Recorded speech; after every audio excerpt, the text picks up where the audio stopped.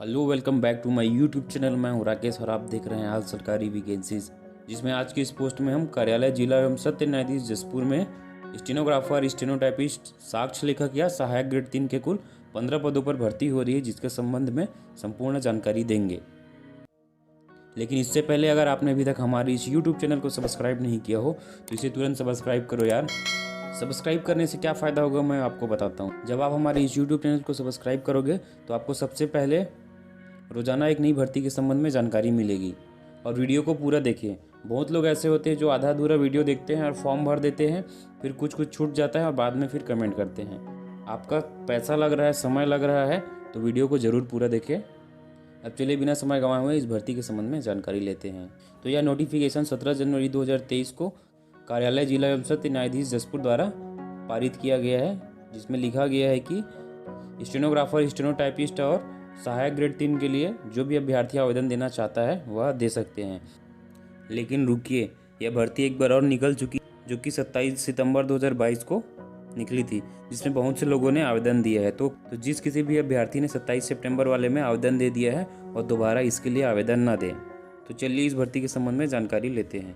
तो पहला है स्टेनोग्राफर, जिसके लिए कुल 3 पदों पर भर्ती हो रही है, और दूसरा स्टेनोटाइपिस्ट, इसके लिए भी कुल 2 पदों पर भर्ती हो रही है, और तीसरा है साक्ष्य लेखक या सहायक ग्रेड 3, जिसके कुल 10 पदों पर भर्ती हो रही है।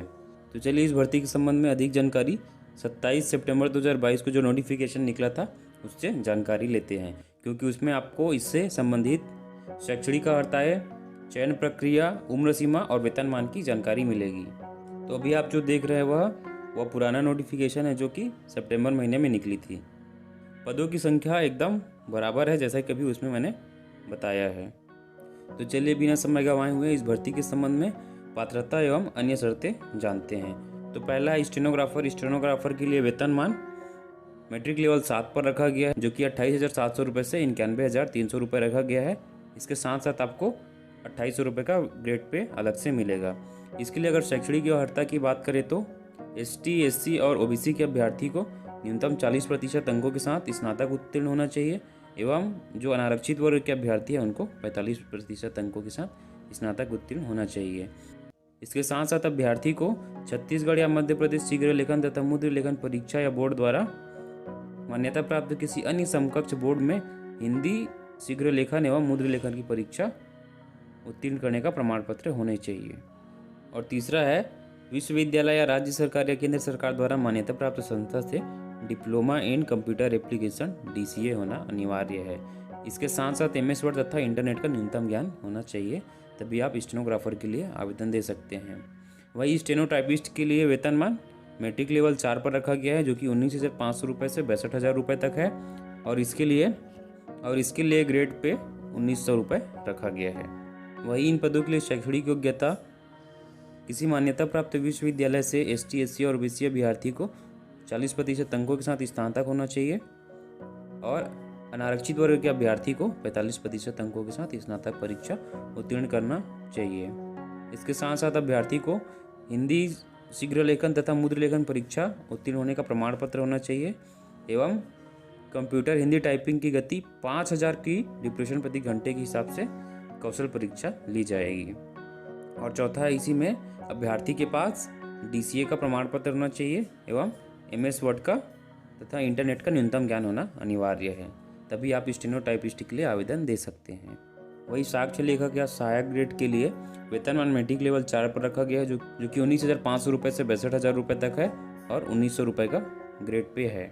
बात इसके लिए अगर शैक्षणिक अर्हता की करें तो हमें न्यूनतम 40% अंकों के साथ ST, SC और OBC को स्नातक उत्तीर्ण होना चाहिए, एवं अनारक्षित वर्ग के अभ्यर्थी को 45% अंकों के साथ उत्तीर्ण होना चाहिए। इसके साथ साथ कंप्यूटर में टाइपिंग की 5,000 की डिप्रेशन प्रति घंटे के हिसाब से कौशल परीक्षा ली जाएगी, तथा अभ्यर्थी के पास DCA का प्रमाण पत्र एवं MS वर्ड तथा इंटरनेट का न्यूनतम ज्ञान होना अनिवार्य है, तभी आप सहायक ग्रेड 3 के लिए आवेदन दे सकते हैं। चलिए आगे जानते हैं कि जसपुर जिला में जो भर्ती हो रही है उसके लिए उम्र सीमा क्या रखी गई है।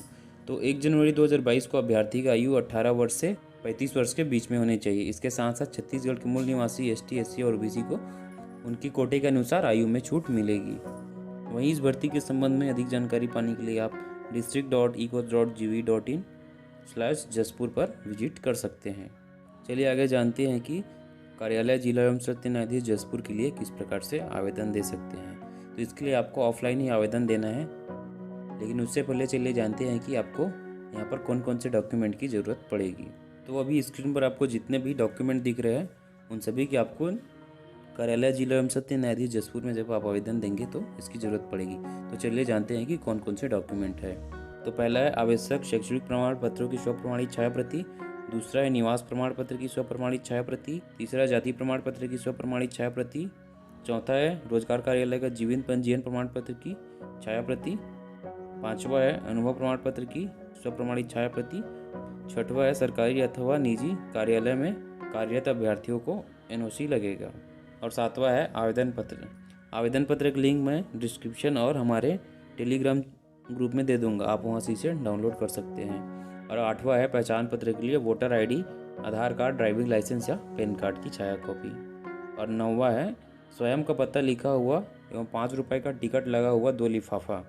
इन सभी को आपको एक लिफाफे में भरना है और उस लिफाफे को कार्यालय जिला एवं सत्र न्यायाधीश जसपुर, जिला जसपुर, छत्तीसगढ़, पिन कोड 496330 पर भेजना है, जो कि आपका आवेदन 6 फरवरी 2023 को शाम 5 बजे से पहले कार्यालय में पहुंच जाना चाहिए। इसके पश्चात प्राप्त आवेदन पर विचार नहीं किया जाएगा। और अभ्यर्थी ध्यान रखिएगा कि आपका आवेदन रजिस्टर्ड डाक अथवा स्पीड पोस्ट के माध्यम से ही पहुंचना चाहिए, क्योंकि इसके पश्चात प्राप्त आवेदन पर किसी भी प्रकार का विचार नहीं किया जाएगा। तो आज की इस पोस्ट में बस इतना ही। अगर आपने अभी तक हमारे इस यूट्यूब चैनल को सब्सक्राइब नहीं किया है तो इसे तुरंत सब्सक्राइब करें, साथ ही बेल आइकन को दबाना ना भूलें, ताकि आपको हमारे लेटेस्ट अपडेटों के बारे में जानकारी मिलती रहे। चलिए कल मिलते हैं एक नई भर्ती, एक नई जानकारी के साथ। तब तक के लिए जय हिंद, जय भारत, जय छत्तीसगढ़।